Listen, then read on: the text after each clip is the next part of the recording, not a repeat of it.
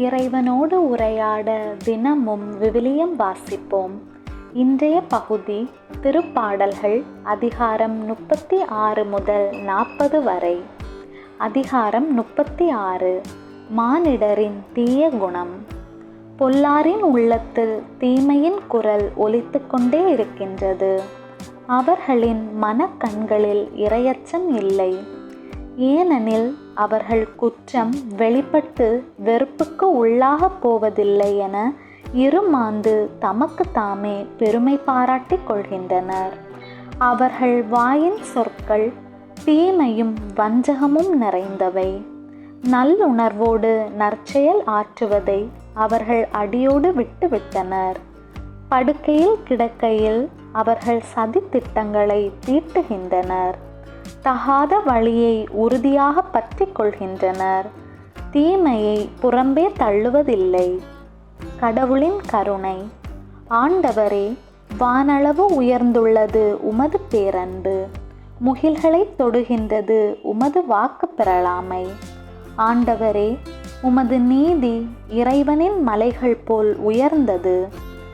தீர்ப்புக்கள் கடல் போல் ஆழமானவை. மனிதரையும் விலங்கையும் காப்பவர் நீரே.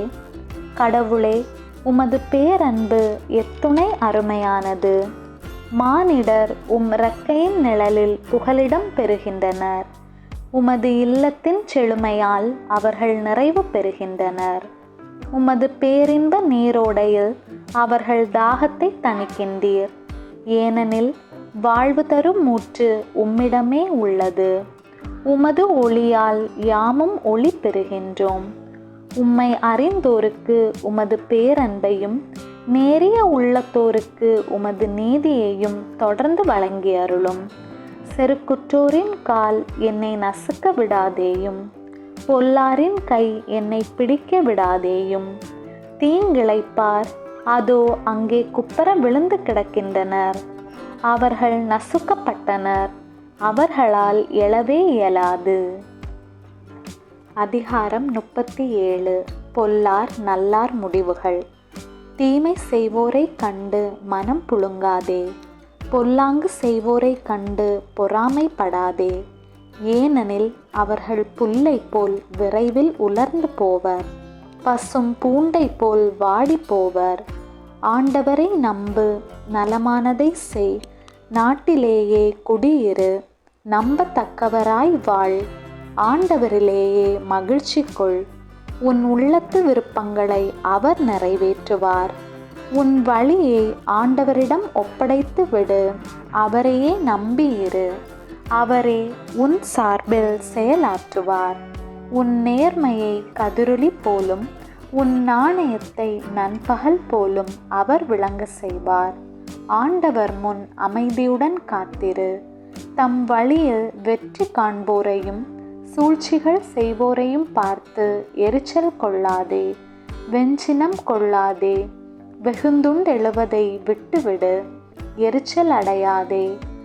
ஆதலால் தீமைதான் விளையும். தீமை செய்வோர் வேரறுக்கப்படுவர். ஆண்டவருக்காக காத்திருப்போரே நிலத்தை உடைமையாக்கிக் கொள்வர். இன்னும் சிறிது காலம்தான், பிறகு பொல்லார் இரார். அவர்கள் இருந்த இடத்தில் நீர் அவர்களை தேடினால் அவர்கள் அங்கே இரார். எளியோர் நிலத்தை உடைமையாக பெறுவர். அவர்கள் வளமிகு வாழ்க்கையில் இன்பம் காண்பர். பொல்லார் நேர்மையாளருக்கு தீங்கிழைக்க திட்டமிடுகின்றனர். அவர்களை பார்த்து பல்லை நெரிக்கின்றனர். என் தலைவர் அவர்களை பார்த்து எள்ளி நகைகின்றார். அவர்களது முடிவு காலம் நெருங்குவதை அவர் காண்கின்றார். எளியோரையும் வறியோரையும் வீழ்த்தவும் நேர்மையான வழியில் நடப்போரை கொல்லவும் பொல்லார் வாளை உருவுகின்றனர். வில்லை நாணலேற்றுகின்றனர். ஆனால் அவர்கள் வாள் அவர்கள் நெஞ்சிலேயே பாயும். அவர்கள் வில்லும் முறிக்கப்படும். பொல்லாரின் திரளான செல்வத்தை விட நல்லாரின் சிறிதளவு பொருளே சிறந்தது. பொல்லாரின் தோள் வலிமை முறிக்கப்படும். ஆனால் நேர்மையாளரை ஆண்டவர் தாங்கிடுவார். சான்றோரின் வாழ்நாட்களை ஆண்டவர் அறிவர். அவர்கள் உரிமை சொத்து என்றும் நிலைத்திருக்கும். கேடு காலத்தில் அவர்கள் இகழ்ச்சி அடைவதில்லை, பஞ்ச காலத்திலும் அவர்கள் நிறைவடைவார்கள். ஆனால் பொல்லார் அழிவுக்கு ஆளாவர். ஆண்டவரின் எதிரிகள் கொழுத்த பலியாடுகளுக்கு ஒப்பாவர். அவர்கள் எரி உண்டு புகையென மறைவர். பொல்லார் வாங்கிய கடனை திருப்பிக் கொடுக்க மாட்டார். நேர்மையாளரோ மனம் இறங்கி பிறருக்கு கொடுப்பர். இறைவனின் ஆசி பெற்றோர் நிலத்தை உடைமையாக்கி கொள்வர். அவரால் சபிக்கப்பட்டோர் வேறறுக்கப்படுவர். தாம் உவகை கொள்ளும் நடத்தையை கொண்ட மனிதரின் காலடிகளை ஆண்டவர் உறுதிப்படுத்துகின்றார். அவர்கள் விழுந்தாலும் விழுந்து கிடக்க மாட்டார்கள். ஆண்டவர் அவர்களை தம் கையால் தூக்கி நிறுத்துவார். இளைஞனாய் இருந்திருக்கிறேன், இதோ முதியவன் ஆகிவிட்டேன். ஆனால் நேர்மையாளர் கைவிடப்பட்டதை நான் கண்டதில்லை. அவர்களுடைய மரபினர் பிச்சை எடுப்பதை நான் பார்த்ததில்லை. நேர்மையாளர் எப்பொழுதும் மனமிறங்கி கடன் கொடுப்பர். அவர்களின் மரபினர் இறையாசி பெற்றவராயிருப்பர். தீமை நின்று விலகு, நல்லதை செய், எந்நாளும் நாட்டில் நிலைத்திருப்பாய். ஏனெனில் ஆண்டவர் நேர்மையை விரும்புகின்றார். தம் அன்பரை அவர் கைவிடுவதில்லை. அவர்களை என்றும் பாதுகாப்பார். பொல்லாரின் மரபினரோ வேறறுக்கப்படுவர். நேர்மையாளர் நிலத்தை உடைமையாக்கிக் கொள்வர். அதிலே என்றென்றும் குடியிருப்பர். நேர்மையாளரின் வாய் ஞானத்தை அறிவிக்கும். அவர்கள் நீதி நெறியை எடுத்துரைக்கும். கடவுளின் திருச்சட்டம் அவர்களது உள்ளத்தில் இருக்கின்றது. அவர்களின் கால்கள் சறுக்குவதில்லை. பொல்லார் நேர்மையாளரை வேவு பார்த்து கொண்டிருப்பர். அவர்களை கொன்றுவிட வழி தேடுவர். ஆனால் ஆண்டவர் நேர்மையாளரை அவர்களின் கையில் ஒப்புவிக்க மாட்டார். நீதி விசாரணையின் போது அவர்களை தண்டனை தீர்ப்புக்கு உள்ளாக்க மாட்டார். ஆண்டவருக்காக காத்திரு, அவர் தம் வழியை பின்பற்று. அப்பொழுது நீ நிலத்தை உடைமையாக்கிக் கொள்ளும்படி அவர் உன்னை உயர்த்துவார். பொல்லார் வேறறுக்கப்படுவதை நீ காண்பாய். வளமான நிலத்தில் தலை தொங்கும் மரம் போல் கொடிய நெஞ்சம் கொண்ட பொல்லார் செழித்திருக்க கண்டேன். ஆனால் அவர்கள் மறைந்து விட்டார்கள். அந்தோ அவர்கள் அங்கில்லை. தேடி பார்த்தேன், அவர்களை காணவில்லை. சான்றோரை பார், நேர்மையானவரை கவனி. அமைதியை நாடும் அம்மனிதருக்கு வழிமரபினர் இருப்பர். அநீதியாளர் அனைவரும் ஒன்றாக அழிக்கப்படுவர். பொல்லாரின் வழிமரபினர் வேறறுக்கப்படுவர். நேர்மையாளருக்கு மீட்பு ஆண்டவரிடமிருந்து வருகின்றது. நெருக்கடியான நேரத்தில் அவர்களுக்கு வலிமையும் அவரே. ஆண்டவர் துணை நின்று அவர்களை விடுவிக்கின்றார். பொல்லாரிடமிருந்து அவர்களை விடுவிக்கின்றார். அவரிடம் அடைக்கலம் புகுந்தால் அவர்களை மீட்கின்றார். அதிகாரம் 38. துன்புற்றவரின் மன்றாட்டு. ஆண்டவரே, என் மீது சினம் கொண்டு என்னை கண்டியாதேயும். என் மீது சீற்றம் கொண்டு என்னை தண்டியாதேயும். ஏனெனில் உம் அம்புகள் என்னுள் பாய்ந்திருக்கின்றன. உமது கை என்னை அழுத்தி கொண்டிருக்கின்றது. நீர் கடும் சினம் கொண்டதால் என் உடலில் நலமே இல்லை. என் பாவத்தால் என் எலும்புகளில் வலுவே இல்லை. என் குற்றங்கள் தலைக்கு மேல் போய்விட்டன. தாங்கா வண்ண சுமை போல அவை என்னை வெகுவாய் அழுத்துகின்றன. என் புண்கள் அழுகி நாற்றமெடுக்கின்றன. என் மதிக்கேடுதான் இதற்கெல்லாம் காரணம். நான் மிகவும் ஒடுங்கி போனேன். நாளெல்லாம் துயருற்று திரிகிறேன். என் குடல் முற்றிலும் வெந்து போயிற்று. என் உடலில் சற்றேனும் நலம் இல்லை. நான் வலுவற்று போனேன், முற்றிலும் நொறுங்கி போனேன். என் உள்ள கொதிப்பினால் கதறுகிறேன். என் தலைவரே, என் பெருமூச்சை எல்லாம் உமக்கு தெரியும். என் வேதனை குரல் உமக்கு மறைவாய் இல்லை. என் உள்ளம் வேதனையால் துடிக்கின்றது. என் வலிமை என்னை விட்டு அகன்றது. என் கண்களும் கூட ஒளி இழந்தன. என் நண்பர்களும் தோழர்களும் நான் படும் வாதை கண்டு விலகி நிற்கின்றன. என் உறவினரும் என்னை விட்டு ஒதுங்கி நிற்கின்றன. என் உயிரை பறிக்க தேடுவோர் எனக்கு கண்ணி வைக்கின்றன. எனக்கு தீங்கிழைக்க துணிந்தோர் என் அழிவை பற்றி பேசுகின்றனர். எப்பொழுதும் எனக்கு எதிராய் சூழ்ச்சி செய்கின்றன. நானோ செவிடர் போல் காது கேளாமலும் ஊமை போல் வாய் திறவாமலும் இருக்கின்றேன். உண்மையாகவே நான் செவிப்புலனற்ற மனிதர் போலும் மறுப்புரை கூறாத நாவினர் போலும் ஆனேன். ஏனெனில் ஆண்டவரே, நான் உம்மையே நம்பி இருக்கின்றேன். என் தலைவராகிய கடவுளே, செவிசாய் தருளும். அவர்கள் என்னை பார்த்து களிக்க விடாதேயும். என் கால் தடுமாறினால் அவர்கள் பெருமை கொள்வர் என்று சொன்னேன். நான் தடுமாறி விழும் நிலையில் இருக்கின்றேன். நான் எப்பொழுதும் வேதனையில் உள்ளேன். என் குற்றத்தை நான் அறிக்கையிடுகின்றேன். என் பாவத்தின் பொருட்டு நான் அஞ்சுகின்றேன். காரணமின்றி என்னை பகைப்போர் வலுவாய் உள்ளனர். வீணாக என்னை வெறுப்போர் பலராய் உள்ளனர். நன்மைக்கு பதிலாக அவர்கள் எனக்கு தீமை செய்கின்றனர். நன்மையே நாடும் என்னை பகைக்கின்றனர். ஆண்டவரே, என்னை கைவிடாதேயும். என் கடவுளே, என்னை விட்டு அகன்று விடாதேயும். என் தலைவரே, மீட்பரே, எனக்கு துணை செய்ய விரைந்து வாரும். அதிகாரம் 39. மானிட வாழ்க்கையின் நிலையாமை. நான் என் நாவினால் பாவம் செய்யாத வண்ணம் என் நடைமுறைகளை காத்து கொள்வேன்.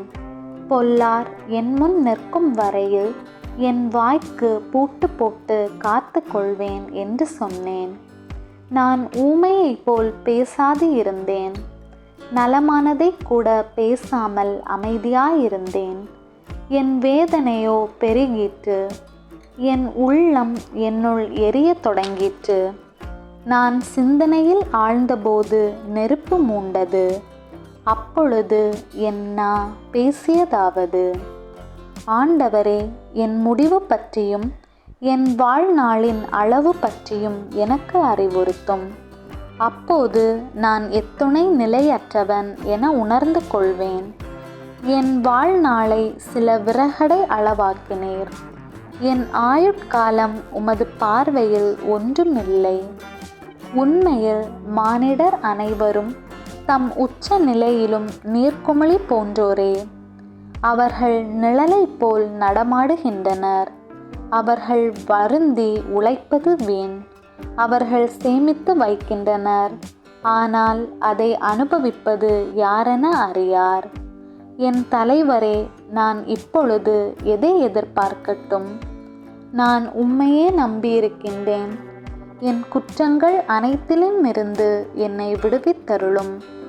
மதிகேடரின் பழிப்புரைக்கு என்னை ஆளாக்காதேயும். நான் ஊமை போல் ஆனேன், வாய் திறவேன். ஏனெனில் எனக்கு இந்நிலைமையை வருவித்தவர் நீரே. நீர் தந்த வாதையை என்னிடமிருந்து நீக்கிவிடும். உமது கை அடித்த அடிகளால் நான் அழிவுக்கு ஆளானேன். குற்றத்தின் பொருட்டு நீர் மனிதரை தண்டிக்கும் போது பூச்சி அரிப்பது போல் அவர்களுக்கு விருப்பமானவற்றை நீர் அளிக்கின்றீர். உண்மையில் மானிடர் அனைவரும் நீர்க்குமிழி போன்றவரே. ஆண்டவரே, என் விண்ணப்பத்தை கேட்டருளும். என்னுடைய மன்றாட்டுக்கு செவிசாய் தருளும். என் கண்ணீரை கண்டும் மௌனமாயிராதேயும். ஏனெனில் உமது முன்னிலையில் நான் ஒரு அந்நியன். என் மூதாதையர் போன்று நான் ஒரு நாடோடி. நான் பிரிந்து மறையும் முன் சற்றே மகிழ்ச்சி அடையும்படி உம் கொடிய பார்வையை என்னிடமிருந்து திருப்பிக் கொள்ளும். அதிகாரம் 40. புகழ்ச்சி பாடல். நான் ஆண்டவருக்காக பொறுமையுடன் காத்திருந்தேன். அவரும் என் பக்கம் சாய்ந்து எனது மன்றாட்டை கேட்டருளினார். அழிவின் குழியிலிருந்து என்னை அவர் வெளிக்கொணர்ந்தார்.